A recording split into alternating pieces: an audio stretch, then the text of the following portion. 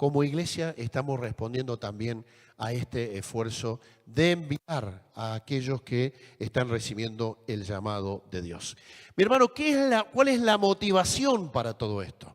Recién decíamos que esta mujer que se acercó a Jesús y Jesús la recibió, Jesús no la rechazó, Jesús la bendijo, fue motivada por ese amor a dar lo mejor que tenía, que era ese perfume de alabastro. ¿Sí? Le enjugó los pies con sus lágrimas, le lavó los pies con sus lágrimas, se los secó con sus cabellos, le ungió con este aceite tan caro. ¿Cuál es la motivación que tenemos nosotros para llevar la palabra hasta lo último de la tierra? Yo le voy a pedir que me busque, por favor, Apocalipsis capítulo 7, versículos 9 al 11. Miren lo que Dios está anhelando. ¿Qué anhela Dios? ¿Qué anhela Dios para cuando este mundo termine, para cuando todo esto por el cual vivimos, por lo cual sufrimos, que las crisis, saben que todo esto va a pasar, ¿no? ¿Saben que esto va a pasar? ¿Saben que en algún momento vamos a pensar, ¿para qué me preocupé si el dólar sube o baja? ¿Para qué me preocupé por tener ese auto o esa casa? Esto va a pasar. Y vamos a vivir una eternidad mucho mejor, gloria a Dios. ¿Cuánto creen esto? Amén. Vamos a vivir algo mucho mejor en la eternidad. Y voy a decir, pero qué tonto, ¿por qué perdí tanto tiempo? ¿Por qué sufrí si mi equipo ganaba o no ganaba? Miren la pavada por lo que uno se equivoca. Y después mi señor dice, no le digas nada al referí porque no te escucha, me dice. Y uno se enoja con el referí y se pelea. Dice, no le digas nada porque no te puede escuchar por la televisión. Y tiene razón, ¿no sé? Y yo estoy, pero dale, cobra el penal. Nunca digo malas palabras, eso sí es verdad. Ahí se ve mi espiritualidad. Antes sí, en el mundo sí, imagínate. Bueno, Apocalipsis, no vamos a entrar en este tema. Apocalipsis capítulo 7. ¿Lo tenemos ahí? Sí. Dale. Pero poneme el papelito, pero ponémelo en la pantalla. Acá está. Después de esto, dice el apóstol Juan, mire el anhelo de Dios. Esto es lo que Dios anhela cuando todo esto se termine. Después de esto miré y aquí una gran multitud, la cual nadie podía contar. ¿Saben que en esa multitud va a estar alguien a quien usted lo llevó a los pies de Cristo? Alguien a quien usted llevó a los pies de Cristo va a estar en esa multitud, aparte de nosotros, junto con el que nos llevó a nosotros a los pies de Cristo. ¿Sí? Vamos a estar todos en esa multitud que nadie podía contar, de todas las naciones, tribus y pueblos y lenguas que estaban delante del trono y en la presencia del Cordero, vestidos de ropas blancas y con palmas en las manos, y clamaban a gran voz diciendo, la salvación pertenece a nuestro Dios que está sentado en el trono y al Cordero. Y todos los ángeles estaban en pie alrededor del trono y de los ancianos y de los 4 seres vivientes, y se postraron sobre sus rostros delante del trono. ¿Y qué hicieron? A ver, digámoslo todos juntos. Adoraron a Dios. Adoraron a Dios. ¿Termina ahí o hay otro pasaje más? Ahí termina, ¿no es cierto? Y adoraron a Dios. Dios anhela la adoración. ¿Por qué anhela la adoración? Es porque es un Dios egoísta, un Dios que anhela que todos lo quieran, que necesita, tiene un problema de rechazo, entonces necesita que el amor no tiene ningún problema de rechazo, no necesita nada de nosotros. Pero Dios anhela la adoración porque cuando lo adoramos plenamente, Él responde en bendición hacia aquellos que le adoran, gloria a Dios. Entonces cuando Él responde, ¿qué hace? Nos llena plenamente de su amor. Ahí vemos la motivación principal por la cual hacemos las cosas y es la única motivación que debe mover nuestro corazón. El amor pleno de Dios llenando nuestras vidas. Y vamos a tener la actitud de esta mujer que no le importó el costo, no le importó lo que tenía que hacer, no le importó lo que decían los alrededor. Ella le adoró con lo que mejor que tenía y con la mejor actitud que tenía. Esta es la motivación y un corazón, mis hermanos, pleno del amor de Dios va a ser el combustible que impulse a todo hijo de Dios a llevar gloria a su nombre. El verdadero amor de Dios llenando nuestras vidas es el combustible que nos impulsa, que nos mueve, que no nos deja tranquilos para que todo el mundo lleve gloria al nombre de nuestro Señor. Este es nuestro mayor anhelo, es nuestro mayor deseo. Y la iglesia que rebosa en adoración y está plena de su amor, se verá inevitablemente impulsada a compartir las buenas nuevas del reino de Dios que llega a su vida. La adoración, mis hermanos, nunca es para adentro, nunca es para que quede dentro de las cuatro paredes. La verdadera adoración nos impulsa hacia afuera, porque queremos compartir, estamos tan llenos de ese amor de Dios que yo quiero compartirlo, que quiero bendecirlo. Queremos que, como decía recién el pasaje de Apocalipsis, los que están vestidos, ¿cómo estaban vestidos? De ropas blancas.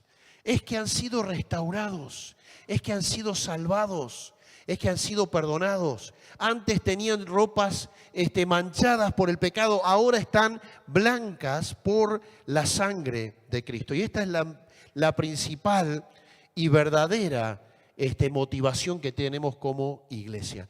Déjeme leerle algunas cosas que hace la verdadera adoración y a qué nos impulsa. En primer lugar, la verdadera adoración nos impulsa a responder al llamado de Dios de llevar el evangelio a todas las naciones que están dominadas por principados y potestades. ¿Qué dice? A ver, no lo pongas todavía, ¿eh? No lo pongas. ¿Qué dice Efesios? No diga Pedro, no diga nada.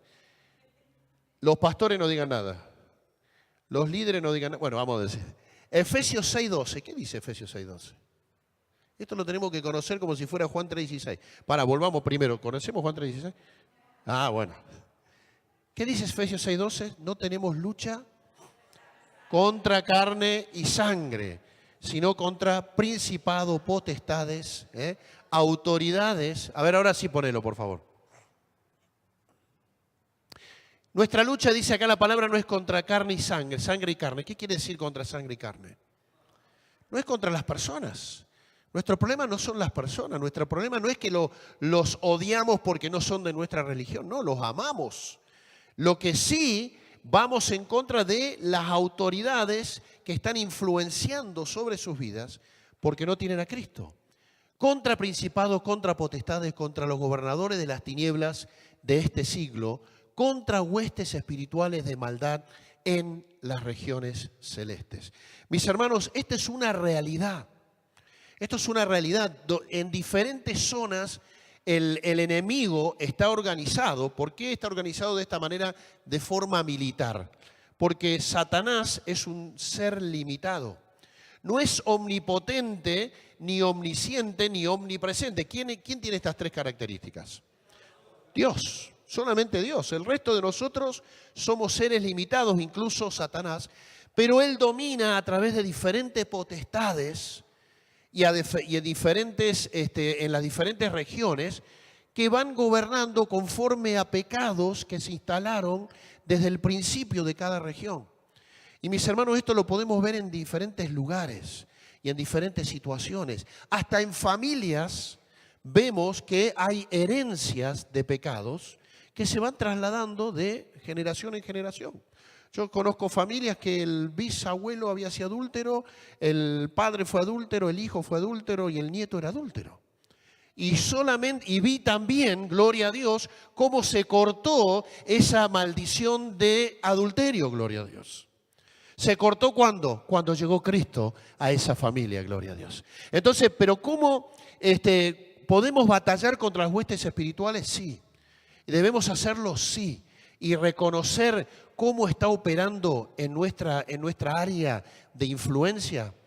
Sí, debemos hacerlo. Y para eso están los intercesores y los profetas que nos enseñan a orar y cómo debemos orar por nuestra zona.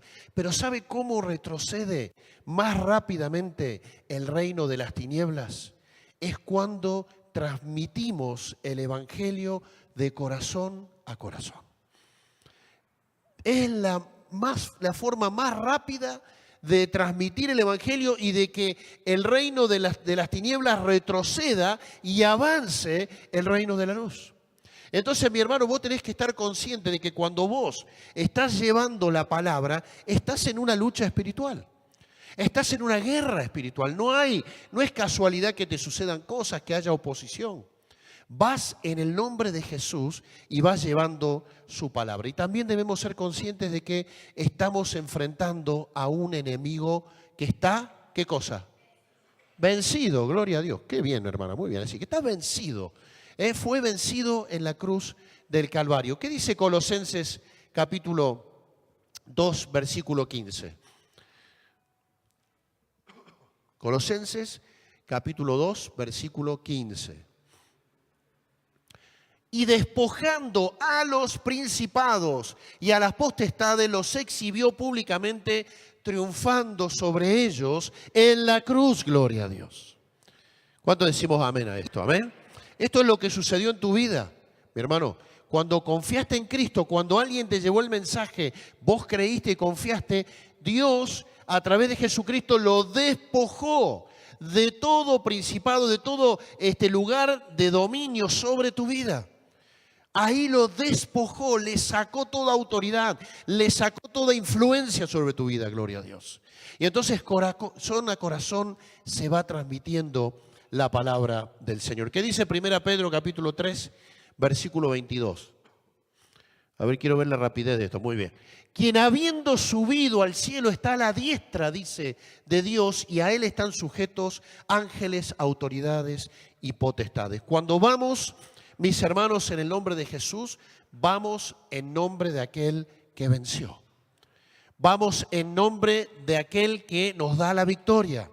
Solamente tenemos que ir a tomarla, solamente tenemos que ir a ocupar el lugar de donde ha vencido el Cordero de Dios. Mis hermanos, cuando en una guerra hay un bombardeo sobre una región, por más que hayan bombardeado lo más que se haya bombardeado, hasta que el ejército no va y ocupa el lugar, no es un territorio tomado, hasta que no lo ocupa el ejército. Entonces esto tiene que ver con que nosotros despojemos al diablo de aquellas almas que le pertenecen a Cristo. De esto se trata, mis hermanos, y esto es impulsado por la verdadera adoración. Queremos compartir el nombre de Jesús. La verdadera adoración, mis hermanos, impulsa a la iglesia de Cristo a manifestar el reino de Dios, y escuche bien, en una acción centrífuga. Yo una vez lo explicamos esto. Esto tiene que ver con la estrategia que Dios usó, en primer lugar con Israel, pero después cambió con la iglesia de Cristo. Con Israel, ¿cuál era? Era una acción centrípeta, es decir, era como un imán, atraía. Israel debía ser una nación que por las leyes que Dios le había puesto, leyes que no existían en ese tiempo y que aún al día de hoy, si las naciones las aplicaran, serían una de las más modernas y las más progresistas del mundo, si aplicaran las leyes que Dios puso de diferentes aspectos y sobre diferentes temas. Israel debía ser como un testimonio para las naciones de alrededor de una nación gobernada por Dios.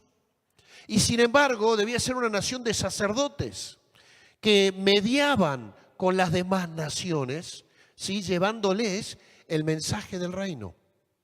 Sin embargo, Israel no cumplió su pacto, no vivió en santidad, adoró a otros dioses, se dejó llevar por otras motivaciones. Qué tremendo cuando Samuel, estando allí en el Antiguo Testamento, el pueblo de Israel le pide que levante a un rey, ¿no? ¿Cómo se habrá sentido Dios? Porque allí Dios le dice, ellos prefieren a alguien, a un ser humano que los gobierne, a que los gobierne el mismo Dios. ¿Cuántas veces pasa esto también en nuestras vidas? Sin embargo, Dios cambia de estrategia y usa otra estrategia con el pueblo de Dios. Le dice, ahora vamos a tener una acción centrífuga. ¿Qué quiere decir? Vamos a ir hacia afuera. Vamos a ser una nación de sacerdotes que lleven el mensaje. No los vamos a traer. Siempre decimos, el mandato de Dios no es vengan a la iglesia. ¿Cuál es el mandato de Dios? ¿Cuál es el mandato de Dios?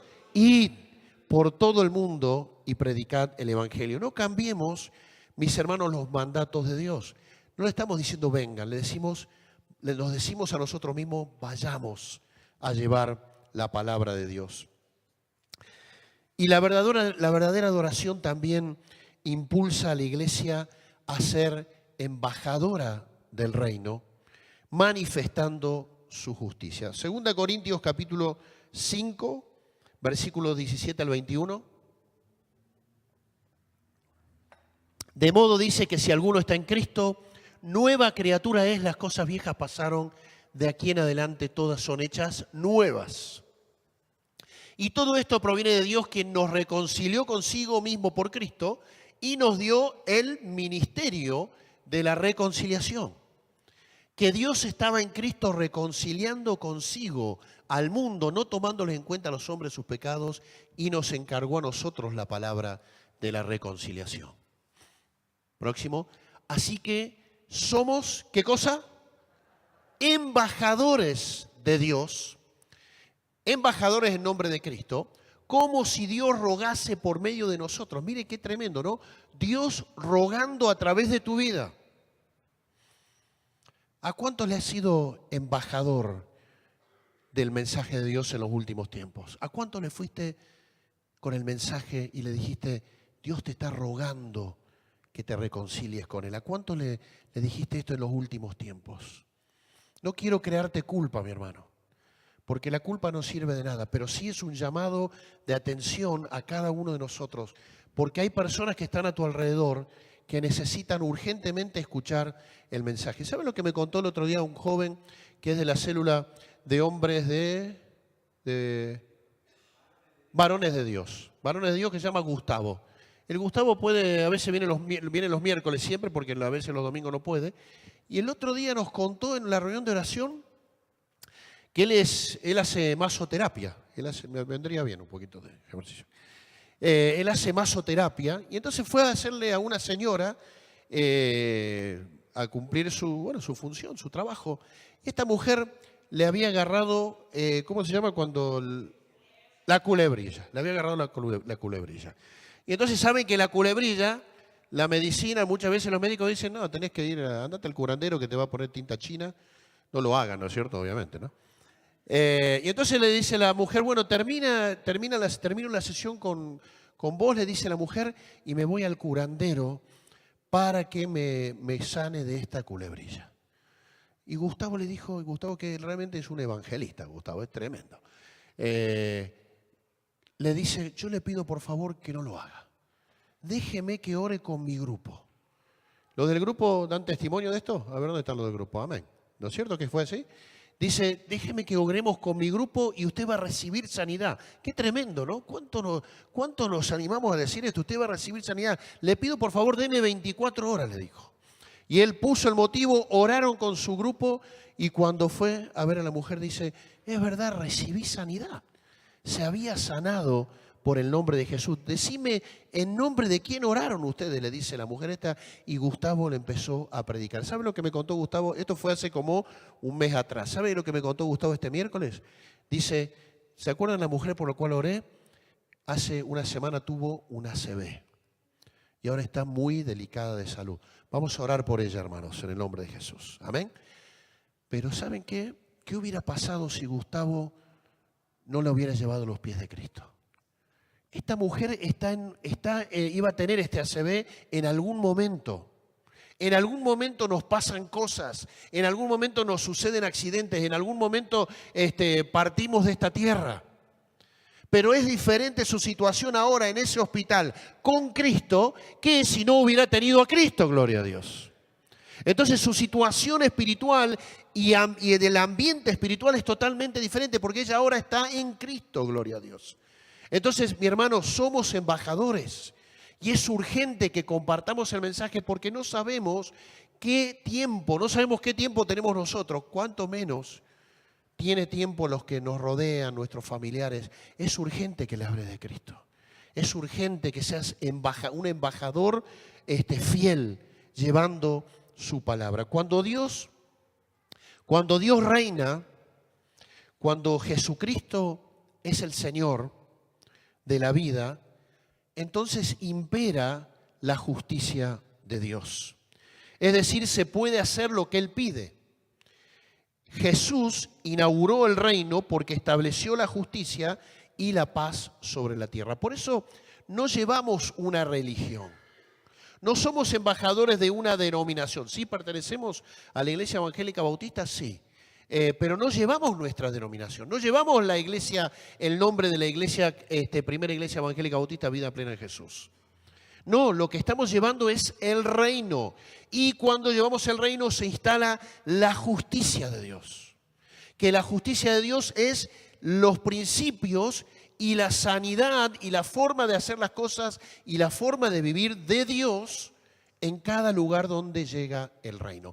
Por eso vieron que cuando uno le lleva el mensaje a una persona, esa persona acepta a Cristo, cambia su vida porque ha llegado la justicia de Dios. Comienza a vivir de una manera diferente a la cual vivía antes. Antes vivía en injusticia. Ahora es un justo que comienza a vivir en la justicia de Dios. ¿Qué dice Isaías capítulo 42? Versículo 1-4. Es un pasaje mesiánico que habla de Jesús, pero que habla lo que Jesús trae a las naciones. Miren, dice, he aquí mi siervo, yo le sostendré, dice Dios. ¿Quién es mi siervo? Jesucristo. Yo le sostendré, mi escogido, en quien mi alma tiene contentamiento. He puesto sobre él mi espíritu. ¿Y qué va a hacer Jesús? Él traerá justicia a las naciones. ¿Saben que, para darle un ejemplo de la justicia de Dios, en la religión hindú la vaca es sagrada, no se puede comer, entra en las casas, no la pueden echar porque es una divinidad. Si alguien se pudo haber reencarnado en esa vaca. Entonces, esta es la justicia que impera a través de los dioses falsos y dominando la mente y los corazones de las personas. Cuando llega la justicia de Dios, que a veces tarda en cambiar una cultura varias generaciones, Dios le dice, esta vaca está puesta para nuestro sustento. La justicia cambia las cosas. La vaca es un medio, la vaca es un sustento para el hombre, pero no es sagrada, solamente Jesucristo es sagrado. Entonces esto es la justicia de Dios. Dice que mi siervo, él traerá justicia a las naciones. Versículo 2. No gritará ni alzará su voz, ni la hará oír en las calles. No quebrará la caña cascada, ni apagará el pábilo que humeare. Por medio de la verdad traerá justicia. ¿Saben qué quiere decir esto? Que cuando llevamos a Jesús, llevamos su reino y llevamos su misericordia. Por todas estas personas que están sumidas en la ignorancia de la mentira. Por eso dice acá la palabra que, volveme por favor al pasaje anterior, al 3. Dice, por medio de la verdad traerá justicia. ¿Qué dice la palabra? Conoceréis la verdad y la verdad os hará libres. Pero la verdad no es un concepto filosófico para nosotros, mis hermanos. La verdad no se trata de que yo conozca una letra más, una letra menos. La verdad es una persona para nosotros. La persona de mi siervo, que recién hablaba la palabra. La verdad es compartir a Jesucristo y cuando dice conocen la verdad, tienen un encuentro con la verdad, van a ser verdaderamente libres y se van a comer la vaca. Van a querer comer la vaca. ¿Sí? Ese va a ser un problema. Pero dice, miren, llevamos misericordia por la ignorancia en que las personas están sumidas. Porque dice, no quebrará la caña cascada. ¿Vieron que la caña, cuando uno la va golpeando, se va como desmembrando, ¿no? Se va deshilachando. Dice, no va a quebrar la caña cascada, ni apagará el pábilo que humeara. El pábilo es cuando uno vieron la vela y está la mecha y se está apagando y hay un humito. Y uno a veces hace pss. Yo una vez me hice pss y me quemé el dedo. Dije, nunca más apago la vela así. Porque yo veía que hay personas que lo apagan así, no sé cómo hacen, pero bueno, lo hacen. Pero dice que Jesús no va a quebrar la caña hasta que ha sido golpeada, que ha sido maltratada, que ha sido oprimida por la religión falsa. ni apagará esa mechita, esa esperanza, porque todos estos pueblos que están sumidos en la ignorancia tienen la esperanza de vivir una vida mejor. Y cuando le llevamos a Jesús, le estamos diciendo, acá llegó tu esperanza.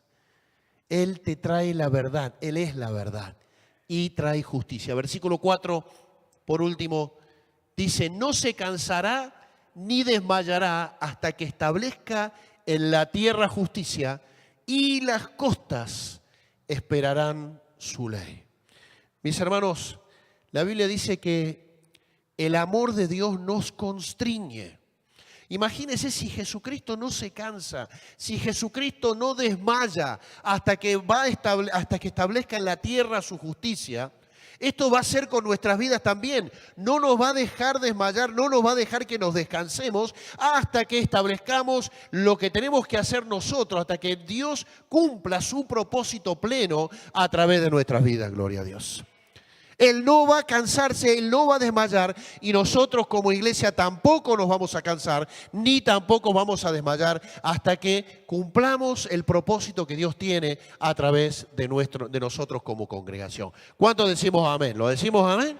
Estamos tomando este compromiso en el nombre de Jesús. Dios no se cansa ni desmaya hasta que su justicia sea conocido hasta lo último de la tierra. El reino de Dios se hace presente toda vez que alguien reconoce y practica la justicia de Dios tal como se dio a conocer en la vida y obra de Jesucristo. Mis hermanos, la iglesia que está motivada por la verdadera adoración, en primer lugar, tiene la característica fundamental de anhelar el crecimiento, de anhelar extenderse. Dice en Lucas capítulo 9, versículo 62.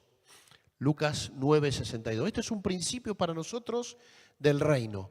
Y después le dijo, ninguno que poniendo su mano en el arado mira hacia atrás es apto para el reino de Dios. Mi hermano, la característica de la iglesia que adora a Dios es que quiere crecer, quiere ir hacia adelante, no mira para atrás, no anhela el pasado. No anhela lo que dejó atrás, no está mirando, valorando, dice, bueno, voy a tener que dejar esto, voy a tener que dejar a mi familia, voy a tener que dejar mi trabajo, mi profesión, para ir y poner las manos en el arado. Aquel que tiene un corazón consagrado a Dios está dispuesto a mirar hacia adelante. En Mateo capítulo 9 nos dice otra característica de la iglesia que adora a Dios. Y Jesús le dijo, ninguno, no es el pasaje, ¿verdad? Mateo 9, 37, ahí está. Entonces dijo a sus discípulos, a la verdad la mies, ¿qué cosa? Es mucha, mas los obreros pocos. ¿Qué dice el próximo pasaje? Rogad pues al Señor de la mies que envíe obreros a la mies. La iglesia de Cristo que lo adora plenamente está permanentemente rogando al Señor que envíe obreros. Porque nosotros no podemos, mis hermanos, como pastores, por más que los alentemos, por más que los exhortemos y decirles, vos sos llamado por Dios, no, vas a recibir el llamado de Dios, la invitación de Dios para servirle, tanto en tu iglesia local, en una obra en la ciudad de Córdoba, en una obra en la provincia, en una obra fuera, en otra provincia o a lo último de la tierra. Pero el llamado viene de parte de Dios. Y la iglesia de Cristo que siempre siente la presión de Dios por los perdidos es otra característica. No se queda tranquila. Dice 2 Corintios capítulo 5. 2 Corintios capítulo 5, versículo 14. Porque el amor de Cristo, dice, nos constriñe, pensando que si uno murió por todos, luego todos murieron. Como nuestro Dios no se cansa, como nuestro Dios nos desmaya, Él nos constriñe, no nos deja tranquilos, nos presiona. Mis hermanos, lo peor que podemos hacer como iglesia es decir, qué lindo todo lo que hemos hecho.